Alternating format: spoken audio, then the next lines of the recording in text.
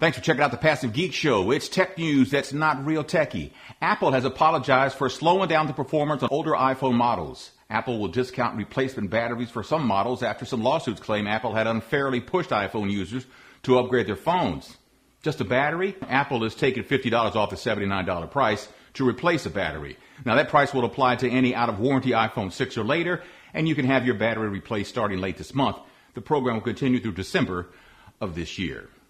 Facebook has added a Snooze button. It's in the right top menu that will drop down and will let you mute a person, page, or group for 30 days. Now, this is pretty cool. If you're not interested in certain content, you just shut it down for 30 days in your newsfeed without having to unfollow someone and hurt their feelings.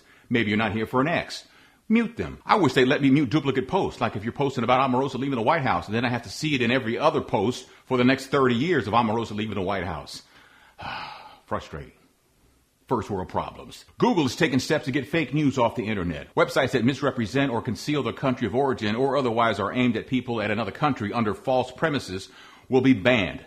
Basically, if your site doesn't list its country of origin, it won't show up in Google search, and that's everything. That way you won't get news from a foreign website that's making it up. There has to be a better way to do this, though. For right now, Google's doing great, but there has to be a better way. There's a new app that will let you book a table at a restaurant and order food and prepay before you get there. That's a great idea, especially if you only have a certain amount of time, like for lunch. The app's called Alstead. It's on Android and iOS, but right now it's only being tested in Houston. It's free for you. The app charges restaurants a 12% commission on each order. Would you use it? I think I would. The top 25 most hacked passwords list for 2017 is out, and the top 5 are number 5, 1, 2, 3, 4, 5, number 4, QWERTY, number 3, 1, 2, 3, 4, 5, 6, 7, 8, number 2, the word password, and number 1, 1, 2, 3, 4, 5, 6, for the 4th year in a row. It's number 1. Now, if these are your passwords, it's just a matter of time before somebody gets you, and you're being lazy. Now, if they resemble your passwords, it's time to change your passwords.